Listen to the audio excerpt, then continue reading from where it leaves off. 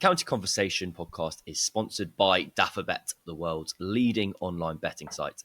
To find out more, visit daffabet.com. Well, Nick, it's the final County Conversation of the year. It's awards season. There's no three topics this week. Not for us. Not for us. We have, for the viewers and listeners, all 107,000 of you tuned in to last week's review of Nottinghamshire's title victory. And I believe all 107,000 of those views were legitimate and not robotic clicks from around the world at all. But we're going to brush over that. If you would like to go and click on it on YouTube, go and have a look. People loved it. But we're going to run through just the highlights and the lowlights of the season. We did this last year, and that actually was very well listened to on Spotify and the likes. And so we thought we'd do it again. It's a bit of fun. So the format of this show is we have 8 categories in total, such as Player of the Year, Match of the Season, Individual Performance, Dumbest Moment, Funniest Moments, Team of the Year. I'm going to present my shortlist of nominees. Nick's going to present his shortlist of nominees, and together we will find out a winner. And we'll find out like in real time because we don't know what the other one has gone for others. This has been deliberately done, I should say. It's genuinely not bad planning. Last year it was bad planning. Last year was bad planning, but because it worked, we thought, do you know what? We're going to plan not to show each other. And it worked quite well. Well, we're going to start with Player of the Year. And so what we're doing, should add as well, we're combining men's and women's sides of the season. So we're not doing men's Player of the Year and women's Player of the Year. It's all lumped in together. And you know what? Why don't you start? Player of the Year, please. Your shortlist, and then finished with your nominee. It's quite a long shortlist. So your long list then. The longish list. Well, I thought we'll start with like the ones that people have already chucked in there. Hasib Hamid for reasons that are obvious. Saif Zaib, Ben Compton, James Coles, Ryan Ahmed for reasons that are obvious. Emma Lamb for reasons that are obvious. Boring. I'll chuck in some other slight curveballs. Ella McGacken would probably be an absolute shoo-in had she not missed what happened to 2/3 of the season. Which I'm just naming names at the moment. Is that right? And then we'll go into the details. You do it as you see fit. I've chucked a little curveball here because I think there's a nice little narrative here. I've chucked in Mo Abbas because how much went from nearly winning the title with him to nearly going down without him, and then Notts went from nearly going down without him to winning the title with him. Derbyshire, as we know, want him for the same reasons, presumably. I think they're a fairly safe list. I would chuck in, cross format, everything, etc. I think Ed Barnard will probably win the PCA MVP. He always does. He was one of 11 players in the men's game to play every single game across all county formats. Whoa, hang on. Say that again.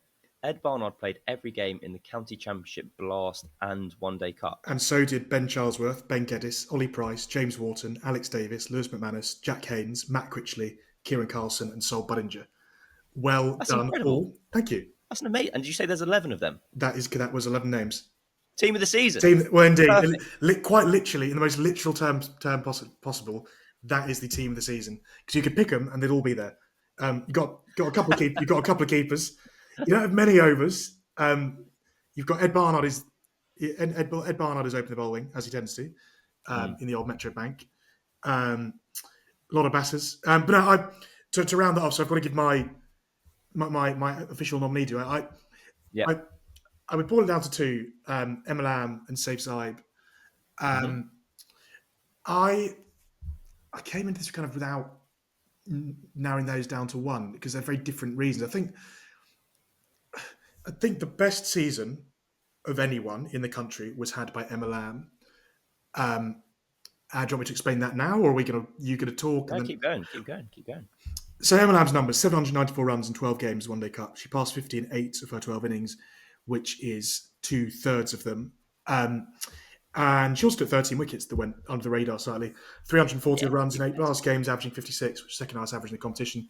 The numbers are one thing. I think the significance of her season is really interesting, and it's why she's in India at the moment with England scrub the World Cup.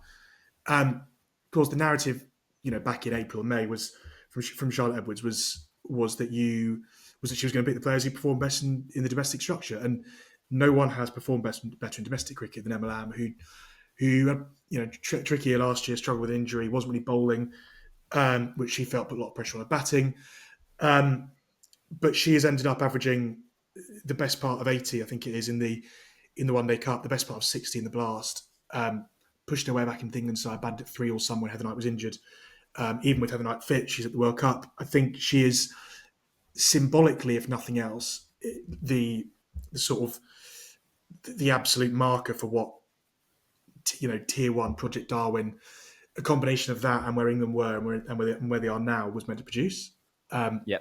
I know we talked about her a fair bit on the pod over the season because she's scored runs every week. And of course, she would genuinely probably have got quite close to 1,000 runs by her. In fact, if you take her average and runs per game, etc., she missed. Well, she played 12, so she missed a couple, two or three games at the end of the One Day Cup because of the crucial bit. And she would probably she might well have got to 1,000 runs, which would have been an extraordinary number for a List A season. So I had Emma Lamb on my shortlist as well. But I think there's a reason why she can't win it. And it's because she wasn't there at the end. Can I check the reason I rate Zabe season so highly as well, and once again didn't win anything. If anything, I mean, in fact, he came second bottom of the championship. I just think to be the championship's leading run scorer, Div 1, Div 2, in a team, for being completely blunt about it, as bad as Northants were for a lot of the season, is really remarkable. Particularly doing it for number 6, which in a way I think has worked against him. Like, he's a 27-year-old batting at 6. On that metric alone, you can see why he's not made it onto the Lions trip this winter. It's a shame. I'd have picked him because I think he does a lot of the things that this England regime like. He's gun. He's really fun the way he plays. He's a good fielder, really good fielder. Balls left arm spin, lovely to watch with the bat. Does it cross format, etc., etc. But 6, I'm frustrated for him that he hadn't pushed himself up slightly. And you look at Ben Compton actually as an opener and go, fair play. They spent a lot of time in the field, Kent, to be the second highest run scorer in the whole championship without. He faced the last 5 overs of the day a lot. That's what we're saying. Probably almost every time. Nick, I need you to lodge an answer. Who's your I'm sticking with Emma Lamb. Player of the Year? You're sticking with Emma Lamb. Okay, well, not winning on that respect. I refuse to allow it.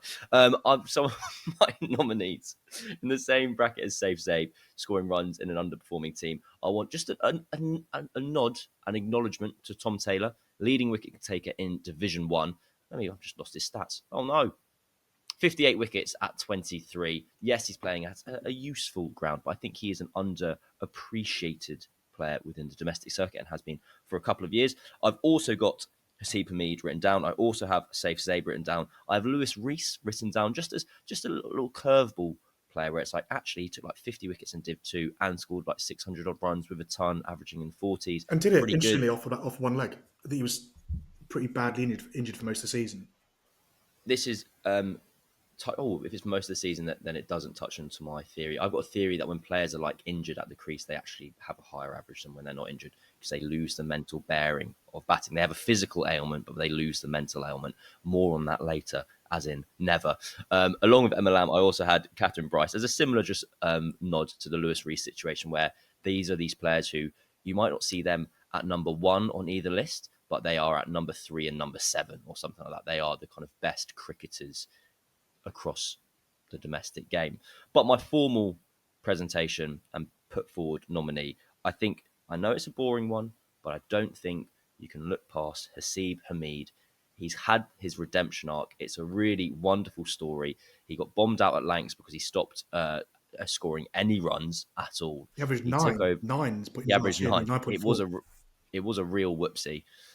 He had this kind of massive prodigy tag attached to him. It's a huge burden to have, especially when you then average 9 and have to move counties. He's taken over at Nottinghamshire. They almost went down last year. This year, he's the leading run scorer in Div 1, led from the front, 2 double centuries. Fitting that in the final match of the season, he scored a ton and was there at the end to take a stump and walk off. I present to you my player of the season, Haseeb Hameed. I will go along with that very happily. It feels hard to argue with. I think also really nice. Yeah. I think the thing that's most interesting about Hameed, in a way, is that, captaincy perspective as well, is that because of the perception of because the player we first met, publicly, the version of him that we first met, it's so far away from being this county captain, like county championship winning captain figure. If you know what I mean, like Yeah, we were told about this like quiet 18-year-old teenage baton drummer. Like there were photos of him like sat with Kohli in India, like they'd brought the mascot on tour with them. Like as this, do you remember like when it first happened? It was like he's so yeah. young, and that arc, and as you said, the way it ended at Lancs, like, it's a real stretch to go from where that ended to even being the captain at a new county, let alone being, by the sounds of it, like a really, really like excellent leader. Well, he'll be even more flattered and joyful to know he's won the Cricketers County Conversation Player of the Year. Let's see for me. That's also 1-0 to me. 1-0 to me in terms of the. I think we did this last year. Wouldn't you think that we've started with player of the season? You'd thought you'd thought you'd build up to No, this don't one. bury the lead. Don't bury the lead. Right, we're moving on. We're moving on to the match of the season. I'm going to go first on this one because I've only got two, and I was actually I've got a theory. I was going to say this. Were we both at? I reckon we've got the same two, and I reckon we were both at both of them. wow. I kind of was going to do some more digging, and then I went. I reckon Nick will be good at this one, but I'm going to go match number one, which is not the winner in my eyes, but I'm going to present it to you anyway.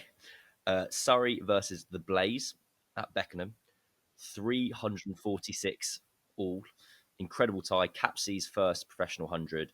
Real, like, stunning lower order effort from the likes of Stonehouse and Rhiannon McDonald Gay. Just, I thought, in that initial frenzy of fun that was tier one, where we had so much context and drama and the runs were flowing, and Charlotte Edwards was under every tree in the country just watching on.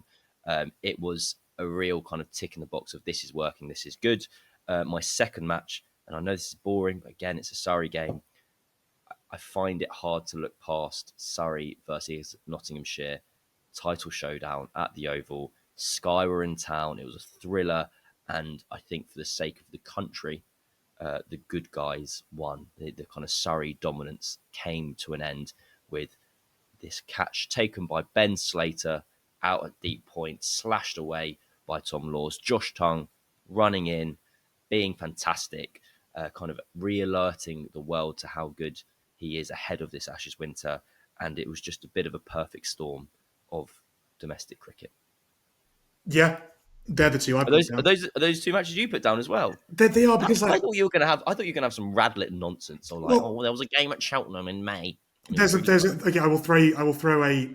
I think these two, I personally think I just thought I was at a lot of games across all the country. I'd seen all 18 men's teams by the end of May and all 8 women's teams by the end of June, and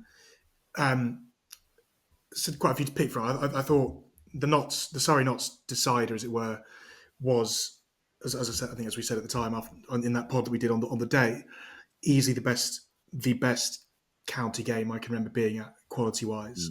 Mm, And sorry, not just quality, drama, meaning, significance, emotion. Maybe not quite emotion, like the sort of bubbling up of a very small crowd, but like the yeah, tension you feel around it. Um, Surrey v Blaze felt like a really significant day for the reasons you lay out. It was also, if you remember, the day that England named their squad for the West Indies series, of Charlotte Edwards' first squad, and Alice Capsey, I think I'm right in saying, wasn't in the ODI squad at the time, and it kind of felt like, right, go on, this is kind of day one. This is when it starts. Like you've named your squad.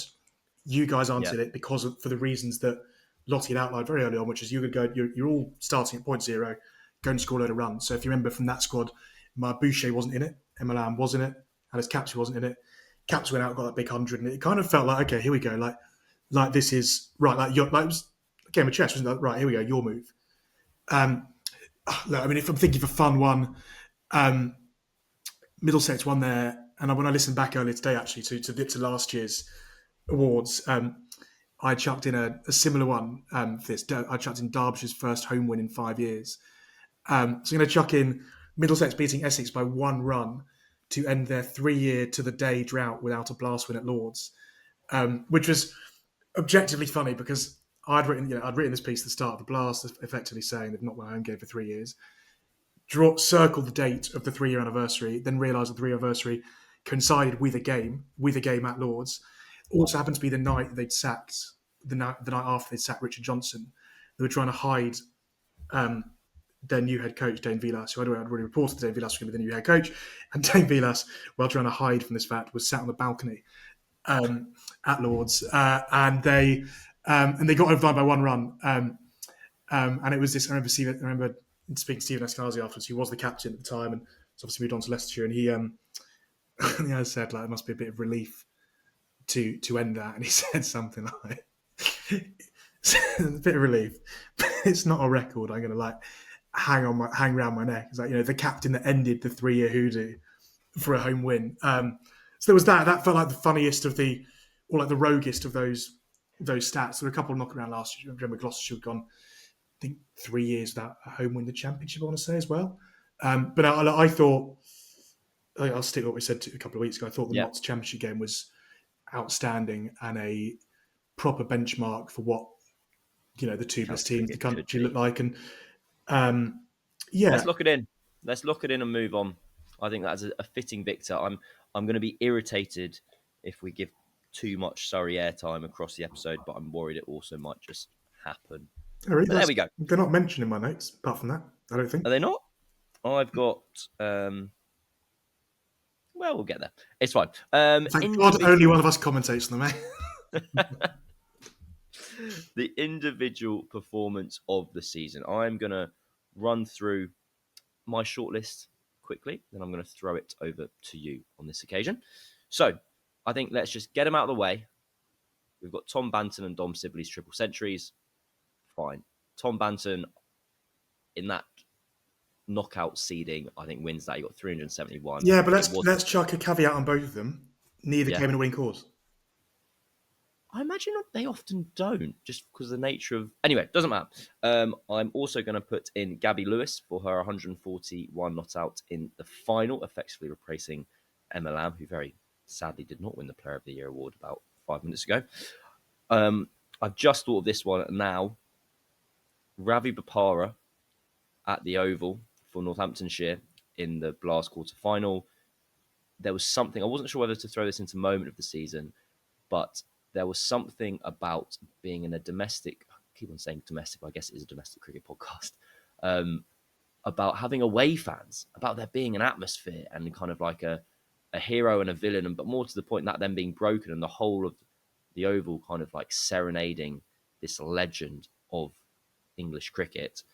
But then my formal and official nominee for individual performance of the season goes to Rayan Ahmed, with his 115 and 13 for against Derbyshire. I think through sheer magnitude, volume, scale, and size, sometimes numbers tell the story, and on that week, he completed the sport. My nominee for individual performance of the season is Rayan Ahmed. I've got a couple of you. I mean, I'll start with my nominee, which was Bopara at the Oval. Nice, okay. I also don't think it wasn't just away fans cheering Ravi Bopara on. It was everyone who's it was a lot of people who probably didn't realise he was still playing. I thought it was an incredible thing. It's one of the very few games I wasn't at this summer, and probably the game I really wish I had been there for. It was an incredible thing to watch on TV, and it was like nostalgia. It was like drunk nostalgia, wasn't it? Like off the scale. Nice. A guy who had spent a lot of the season talking about how he might retire. This guy who we were like, who Ravi was like Peter Pan, wasn't he? He was like never wanted to stop, like was to keep playing forever. Started talking about retiring, maybe not feeling it quite so much, and to go out and do it against like actual Surrey, in a 14-over game, batting at 3 or whatever it was, an incredible night, and then obviously to a win as well. Some rogue ones for you. Imam Ul Haq's One Day Cup. 400, 350s, an average of 98.3. Go on, say Rahul Chahar. I'd chuck Grace Harris into the same Gabby Lewis category. Overseas player rocking up to it in the final. In the Blast final against Bears, that is. By the same token, what did she do? Remind. Sorry, Grace Harris was 70 odd, wasn't it? 70 odd not out in the final, which also meant it finished just in time for everyone to huddle around the big screens and watch the Lionesses win the shootout against Spain. which delayed the press conference as well. But by the same token, Will Smead's 94 in the men's blast final, missing Tom Banton in a record run chase for a blast final with 1-6, I think, which is so like anti like the Smead stereotype kind of thing. I thought that was a really cool knock actually, between the two best blast teams in the country. And some say in Hampshire, I chuck Ethan Brooks in for his one day cup, 60 off 30 odd, for the same kind of reasons. Once again, like when the whole game it sits literally on your shoulders, having to go at 12 the last 12 overs or so, also knowing that he was the guy. And actually, I'd probably chuck Ethan Brooks retrospectively back onto that player of the season long list across formats. Did that a lot of times. If you think back to the game we nearly won against Essex with that Jamie Porter catch at the end, we got 80, 85 or so. And then actually a couple of names. I suppose these are individuals who put in like consistency of performance. I've said like guys who held their teams together. Jamie Porter in a season where Essex didn't see a lot of Sam Cook, struggled for a lot of that season. For Porter to end up with 49 wickets went quite a long way to keeping Essex above water, I think. Ethan Bamber at Warwickshire played every single game. The only team in their side to play every game on at a ground where you bowl a lot of overs where it is quite flat. Ajit Singh Dale played 11 out of 14 games for Gloss when all of their bowlers were going down, having signed for a new club midway through that season. Still hitting 85 mile an hour plus in the last week. And the other one actually I think is Kyle Abbott, who was the second leading wicket taker in the country, just behind Tom Taylor, as a 37, 38-year-old seamer. He absolutely kept Hampshire afloat, and chuck in the Abbas situation as well. Like his performances, is like he didn't run through anyone take 8 for, but he felt like every time he looked at the scorecard, Abbott had taken 4 for, 3 for, 5 or whatever. But no, my answer was Papara because what an incredible theme that was. Properly a nostalgia fest. So our decision is between Rayan Ahmed and Ravi Papara. I'll give you Rayan. I'd forgotten he did that, to be fair. I've got no better feeling than when I remember something county cricket related that you've forgotten. And on that basis alone, I will take the victory. I thought I was happy to have a little to and fro there. Okay. Rayan Ahmed, congratulations. You have won not only selection for the Lions Tour, but the County Conversations Individual Performance of the Year Award for 2025. Right. Moment of the season. I don't have a brilliant list for this. Well, I do. I have 2. One that I actually mean, and once I said it, I went, I don't really know what's going to top that, really. So I had Surrey getting 820 just because it was historical and stupid, and it was a record that was it was their highest ever score. And you're like, okay, I've seen something that doesn't happen for like 100 years at a time. But you can tell by the enthusiasm in my voice, I also didn't really care. And on the flip side, a moment that was genuinely emotional, Worcestershire winning the One Day Cup at the end, and just everything that day meant for the club, for Josh Baker's family, for Josh Baker's teammates. You spoke to Henry Cullen in the days or weeks afterwards, and just, to kind of just steal Nick Gubbins' quote afterwards, the Hampshire captains, about how if it had to be anyone, he's glad that they had to lose to Worcestershire and that some things were bigger than cricket. And it was cool. It was really, really cool. So that is my nominee. And if you've got some more like light-hearted ones, I apologise for you having to follow on from that. That was mine. And for all those reasons, I suppose, it's the competition has given really nice, like it's given good winners, hasn't it? Each year there's been a kind of story It's behind like the Johnston's Paint Trophy, isn't it? No, I think it's much more like the league. I think it's much more like the League Cup. But yeah, okay. Albeit the League Cup is won by Liverpool and City every year, isn't it? But that's not my point. Yeah. No, for all those reasons, and speaking to Henry Cullen last week, the week before last, was kind of emphasised all those reasons why, I suppose.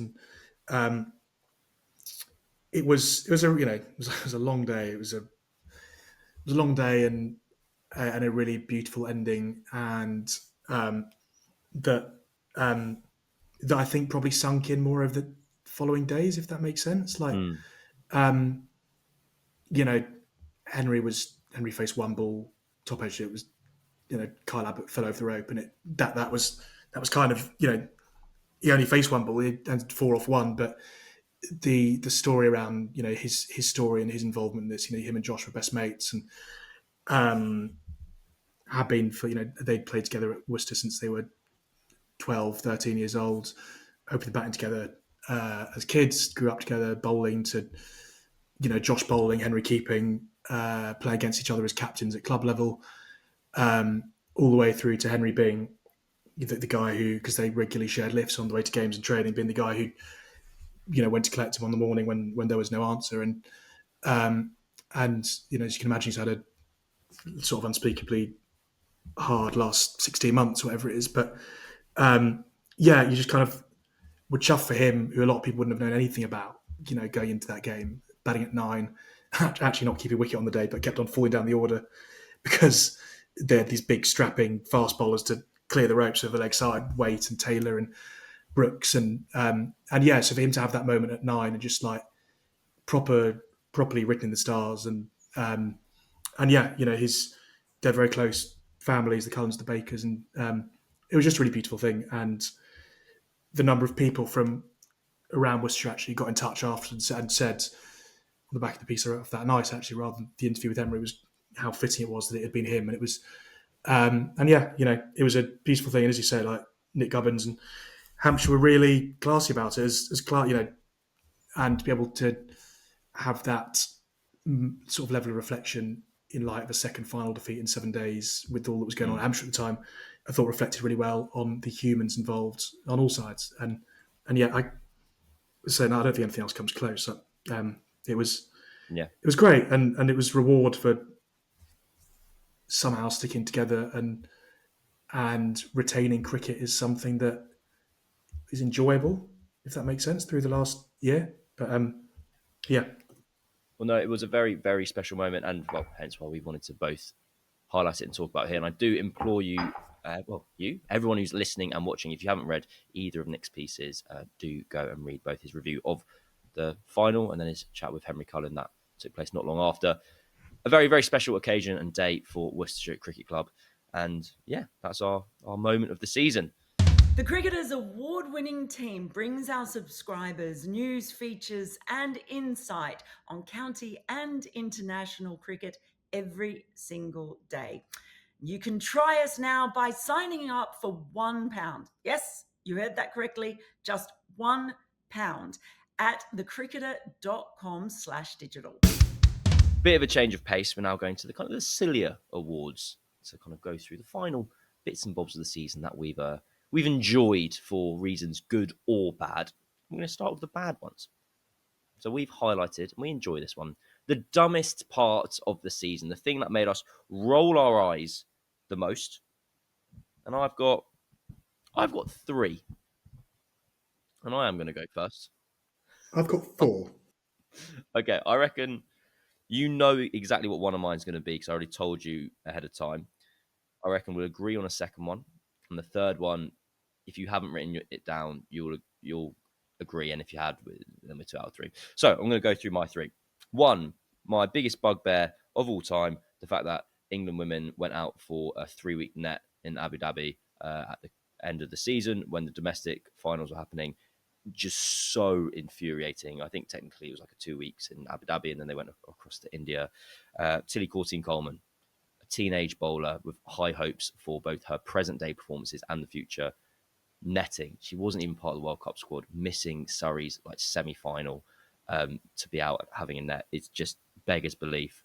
Emma Lamb cruelly robbed of the chance to win the County Conversations Player of the Year because she was absent from the final. I just am desperate for English cricket. English cricket gets a hell of a lot right. Like we always criticize, but when you compare it to the rest of the world, the domestic game is incredible in a very strong place. Surrey having 80,000 people through the gates for the county championship, but just stuff like that where you're both weakening your domestic game and kind of losing it's making it. The example I want to use here is when England were playing Ireland in the men's side, and like you've weakened your finals day products to play international games that people are kind of rolling their eyes at anyway. Like we're just playing 3 friendlies randomly. It's all dumb. Stop doing it. Stop scheduling international cricket over domestic finals. It's really, really silly. That's one. Spoke about it too long. Number 2, fittingly, the fact that we spoke about the schedule for 6 months to it will be exactly the same. Anyway, we just lost 2 blast games.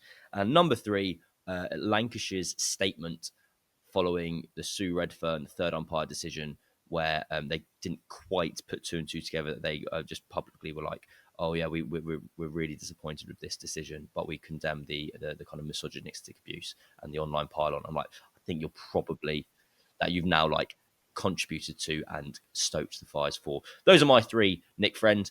How many of them do you agree with? I agree with all of them. And 2 of my 4, I'd say, are similar. Just to add to your finals day overlap, I think as a general rule, if finals day is overlapping with the start of the Australian summer, then finals day is probably too late. On the schedule debate, actually, what irritated me more than just like the 6 months, because bloody hell, I wrote back for longer, wrote about it for 2 years rather than 6 months. For me, it was more the idea that this was discussed seriously by the counties and etc. from May onwards. Ending in no change, announced on the eve of the final round of the county championship, and it was announced in such a way like that was done for integrity's sake. I'll read you I've got a screenshot of the end of the statement, because this just drove me mad. The outcome of the vote was shared with the PCCs yesterday evening to ensure that all players, support staff and supporters were aware prior to the start of the final round of matches in the Rothesay County Championship. That's not the gotcha or the, haven't we done well that anyone could possibly think it is. This was, we started this in May and we spent the next couple of months just touting dates that we had been told were going to be, the end. There was July 10th was the date, wasn't it, for ages? This will be all be done by July 10th. And then when this was all finished and everyone and nothing happened, people turned around and went, what we should probably have done is come up with 2 proposals and then just had a vote in mid-June. All the while, what was lost in the end was like the good faith behind these discussions. It became adversarial beyond belief. We had SGMs, we had points being turned into very valid points being turned into frankly being twisted ludicrously. It was not discussed in the manner that it should have been, and I think all stakeholders will probably reflect and think it could and should have been done better. And the good thing is, all sides will know for next time we discuss this, which will probably be about 12 months down the line. So it just seems ridiculous that we had this, and for 2 years this has gone on for 6 months, in earnest. And at the end of it, everyone sat down the table on the basis that the status quo was rubbish.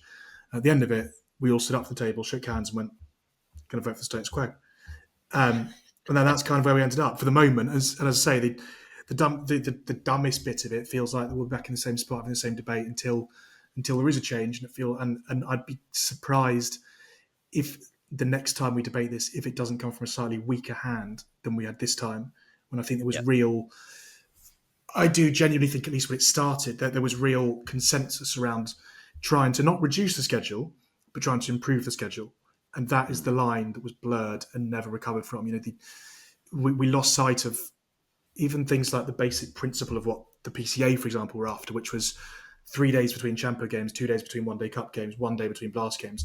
None of that is outlandish, right? They are, but I feel like those 3 pillars were miles away. By the end of, in terms of what we ended up discussing and people ended up arguing over in late August and September. So that infuriates me, as I say, mainly because I think we'll be doing it all over again before you know it. I think. Sorry, I was just going to say I'm happy to give the award to that one. I just chuck in 2 other things I think are worth noting in a season review podcast. I think Gloucestershire's kind of sort of sleepwalk into having no bowlers left is nice. Absolutely fits with this, because takes players can only speak to another county from June 1st. There's a lot of time before June 1st to ensure that this situation doesn't arise. And contrary to some misconception, I think, like, it's not as if these 6 bowlers, Josh Shaw in the latest, Ajit Singh Dale, Zamatta, Tom Price, Tom Goodman, Archie Bailey, it's not as if these 6 have all gone off to Surrey and Nottinghamshire and Hampshire. They've not all gone to the big, wealthy 100-venue counties. Ajit Singh Dale has gone to Lancashire. Archie Bailey's gone to Durham.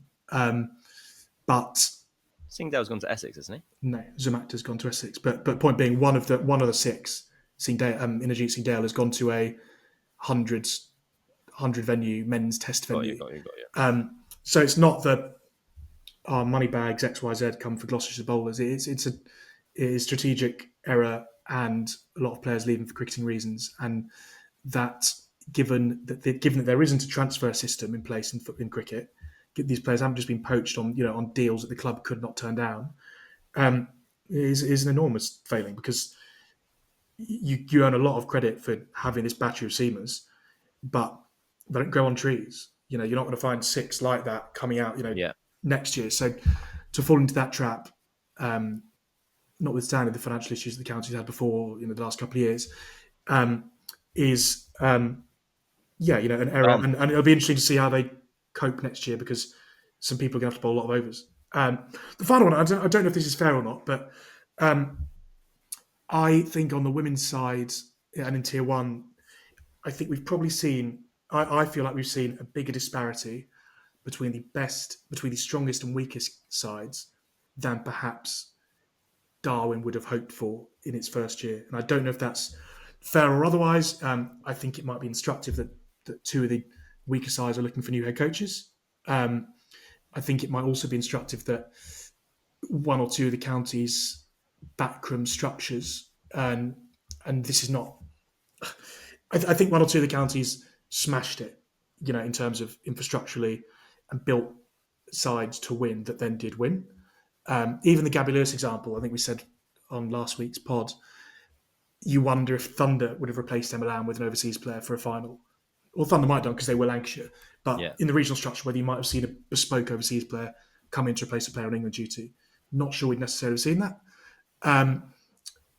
Equally, I think you take Essex and you look at Chris Silverwood's role, for example, as being the director of cricket across the whole club, as well as being the men's head coach. I don't think it's a surprise that 1 or 2 counties have found it easier on the field than others, because you reap what you sow, I suspect. And once again, obviously, resource comes into this, but I think if you take Surrey and the Blaze, who were very, very good all season, particularly, I think Hampshire, Lancashire as well. There are bits that they've done I'm with better you. on. But I suppose you're not going to have someone's going to lose. And I suppose a positive for the game is that will be if this time next year, or in April rather, Somerset, Essex particularly have properly strengthened and have changed things and improved. Makes sense. We're also going to have Yorkshire joining the fold. A quick nugget that just reminded me of a smaller nomination for dumbest part of the year. I don't understand why Yorkshire joining has seen a reduction in the number of games in like the Blast group stage. Rather than playing 14, they're going to play 12 when they could play 16, and everyone plays everyone twice. I think, Nick, given we both mentioned it, and the kind of long run you were able to go off on about it, the schedule not changing after years and years of conversation and everyone agreeing it's wrong, gets the award for 2025's dumbest moment of the county championship. You happy with that? Yeah. I'm going to circle it on my piece of paper. It's official. It's won. And we're now going to move on to the funniest part of the season. We've got 3 awards left. I reckon we've got about 10 minutes. We're going to have to rattle through these last couple just a little bit. Well, there's no rush. Why is there a rush? There's never a rush. Funniest moment of the season. I've got 2. I'm going to go first. And my first one is when Sophie Eccleston was not named in an England squad because she was not fit. And on like the same day or on the next day, she was playing for Lancashire. I found that humorous. There was subfutage. I don't know. That's definitely not how you pronounce it. There was just all right letters. it felt like there was things going on in the background, and there were kind of people playing hidden games, and there like messages being sent that were kind of hidden but not really hidden, but out in the open, and that made me giggle. But my official answer, which I only knew this courtesy of Xavier Voigt-Hill, who tweeted about it when Durham's second 11 forgot that they were playing Zimbabwe a game, and Zimbabwe A turned up to the ground to find out the gates were locked, and Durham had just completely misplaced. They'd misplaced the fixture. Those are my two nominations.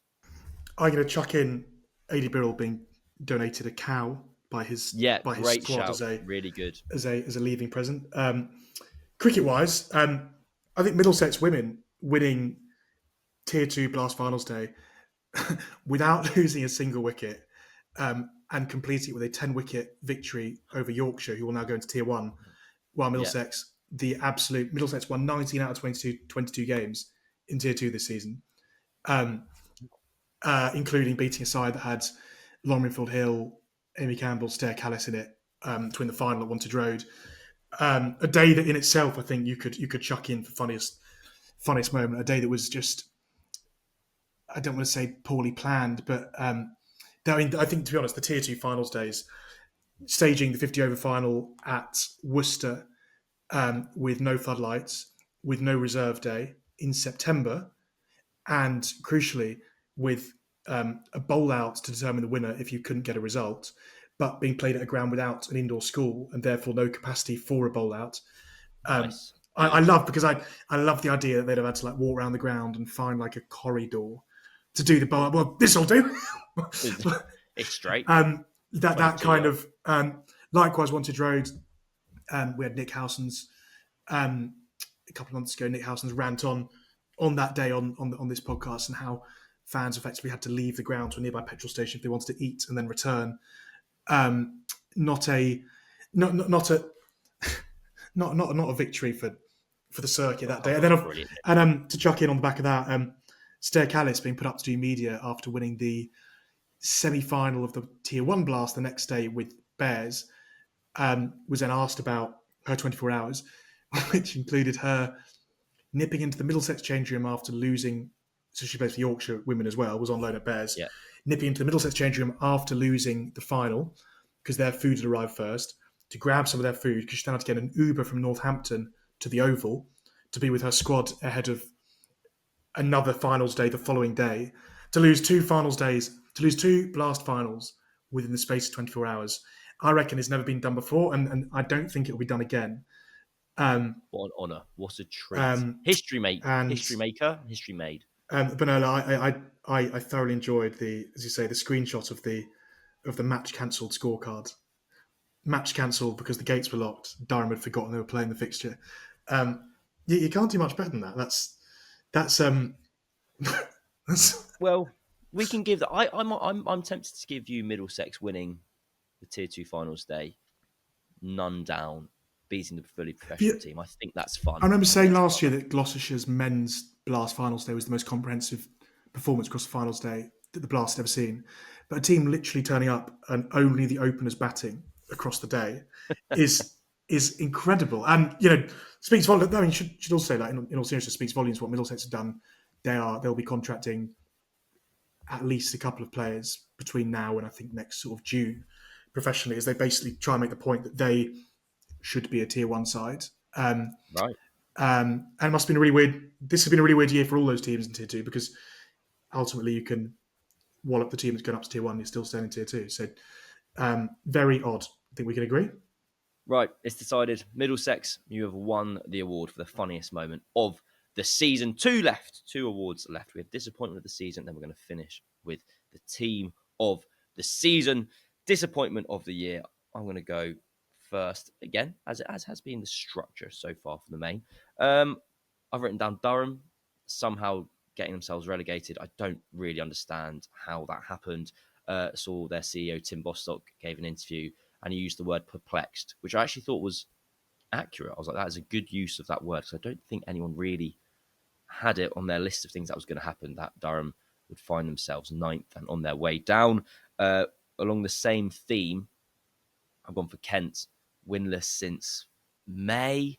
April. They won April. They won their first 2 matches, or 2 of their first matches. They won their first 2 and games, and then just fell off a cliff. But my actual, from a domestic cricket point of view, my slightly left field choice for disappointment of the season is Sam Cook and Liam Dawson, both getting 1 Test match for England each, and Brendan McCullum seeing enough to never want to select either of them ever again.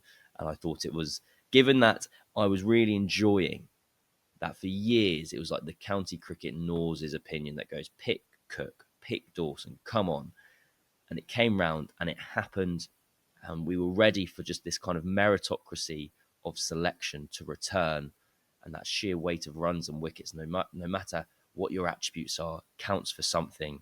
And Sam Cook basically bowled a ball at 79 mile an hour to Brian Bennett, and McCullum decided he was never going to play again.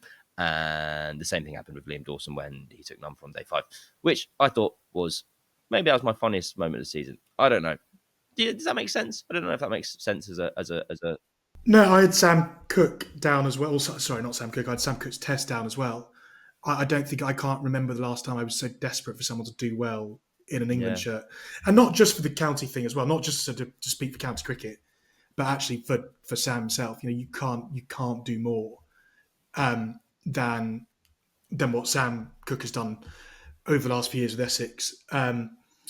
And I just thought it conspired against it, but it wasn't the right. It was a lose-lose Test in a way, wasn't it? It was. Look, don't get me wrong. Sorry, that's not true. Take wickets. No, you know what I mean. But if he'd taken a load of wickets, I still don't think he'd have then played the whole of the India series. It was, but so no, I don't mean losers. I mean, what I mean is there was a lot to lose, and what we saw was what essentially was what he could lose and how. And I've also got Kent down there because Kent and Northants, both over the winter, 2 counties that needed sprucing up a bit. They both brought in big name coaches. Northants reached final stage. There's a bit of caveat there. Kent, Adam Hollyoak, no real head coach experience, but the whole thing was he's a winner. They'll get back to winning. And for 2 weeks, it was like, oh my God, well, here we go. And they have literally gone from being top after 2 weeks to gradually sliding until they finish bottom, one spot below Northants under Dan Lehman, who finished second bottom. Ken feels like the same old story every year. We did it at length last week. The endless injuries that they're always hit by. You went Durham, I went Hampshire. Hampshire stood up on the last day. How am I not? Yeah, Hampshire stood up on the last day, but Hampshire did also. I mean, let's face it, like they blew the chance for domestic white ball double in the space of 7 days, and frankly, they blew the chance of Division 1 cricket. So they will have an interesting winter because there's obviously new head coach coming in to replace Eddie Birrell. I thought I mean, to go back to the Abbas thing, almost full circle where he started here, they tried to change a lot very quickly, didn't they? James Vince not playing Red Bull this year, going big on the young quicks. It's kind of a cautionary tale for the value of your veteran seamers. John Turner missed a lot of the season with a stress fracture. Graham Welch, the very highly rated bowling coach, has gone back to Warwickshire. It's a really interesting time between now and April there. But I think you are absolutely correct. I've somehow forgotten to write down Hampshire from my list, having mentioned them to you this morning. I think Hampshire's that 9 days or 2 weeks in September has to go down as the disappointment of the season. And similarly, I'd like to revise our previous accolade of Middlesex winning the funniest moment of the season and giving it to A.D. Birrell being gifted a cow. And was it Ben Brown who said I think we've bought it from the John Lewis of cows. I think that was the quote. Of bulls, even of John Lewis of bulls. Yeah, I think we just have a quick wraparound that Hampshire have actually won the funniest moment of the season and the disappointment of the season for their very caring purchase of a bull for their departing head coach, and also their 2 weeks where they did everything in their power to be as miserable as possible for the upcoming winter. Happy with that? Yeah, I think. I mean, disappointed in a weird way. They got to 2 finals and stayed up, but I can't imagine many Hampshire fans are chuffed with how the last month has gone. That kills you. It's the Hants that kill you. There we go. You can trademark that. Finally, team of the season. Now, I'm worried I've copped out here because I've kind of blended team of the season with moment of the season, and I've just written down Worcestershire for that one-day cup victory, despite the fact they got relegated from Div 1, of course. But it's the only team I've written down, Nick. So if you've got any other nominations, please present them. I wrote down Worcestershire for the reasons above. I also wrote down, and I just feel like we've not mentioned them at all in this episode, which feels wrong. The two promoted teams, actually, I thought Leicestershire were. Of course. The thing with Leicestershire is it felt like they were promoted such a long time ago. Not officially. I mean, we knew they were up from like late June. I remember telling Alfonso Thomas how many points clear they were, and he's a real, they were not up until they were up and all that kind of stuff. And that was at Lords, and that was the last. I want to say that was the last round before the blast started. So that's late May. I was telling him, I was like, "You're going to do well not to go up here, Alfonso." Yeah. They're one because I think they were, front runners to such an extent that we kind of sat here in October having forgotten that they even did it. The other two, I think Glamorgan were from May onwards exceptional, and I didn't put them in the player of the season category, but for County have been the stick that's been used to beat them with for quite a long time. So they didn't produce many Welsh players who not only sort of played but then sort of stayed the course. Asa Trump's from Jersey, but he's come through the uni system, and as a young player, he's on a Lions tour. And Ben Kellaway's the other one. Kellaway's, I think, possibly the most interesting player of the season. If you throw it back to February, not to bring a new award in after 53 minutes, but he back in February, I remember interviewing him, and we spent half an hour talking about how he bowled with both arms, and that was broadly everything that everyone knew about him. He had this little trick, and he didn't know how many games he was going to play in the championship, didn't know what his shtick was really, and we're sat here now with him averaging mid 50s in the championship with the bat, having taken 25 wickets, as a team balancing all rounder, as a 21-year-old Welsh lad who has been through the Glamorgan system, I think, from the age of 13, speaking to a couple of people at Glamorgan last week, they said the impact he will have on young Welsh players is enormous, because he's been the kind of bit they've not really been able to see since Kieran Carlson came through at Glamorgan, what feels like quite a long time ago now, because he was 17 when he came through. So for Kellaway to be with Tribe on a Lions tour is, feels like massive for Glamorgan, significant for their own careers, and they hadn't lost a game between the start of May and the last game of the season, which was not a dead rubber, but they were already up and having a nice time. And Richard Dawson, if we were doing a head coach, would be right up there, I think, with Alfonso Thomas as the coach of the year. No, all good with Peter points, Moores as well. All good points. All good points.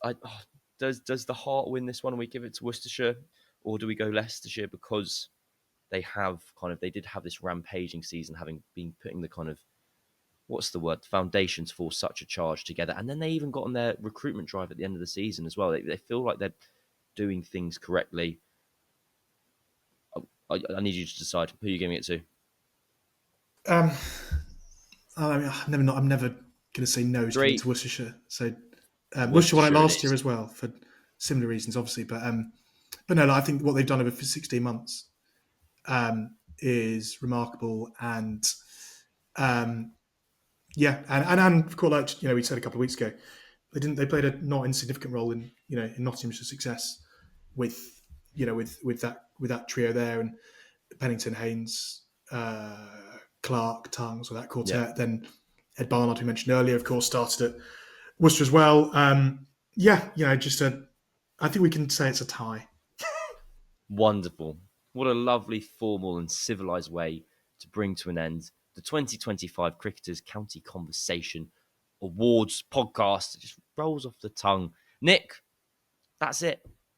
That's the end of this year's County Conversation. Thank you very much for being here every week and providing so much insight from across the nation. Thank you to everyone who has been listening and watching. I hope, well, the plan will be we'll be back next year with more county cricket coverage. Thank you as well to DafaBet, the world's largest online betting site, for sponsoring us throughout this summer as well. Nick, it's been a pleasure.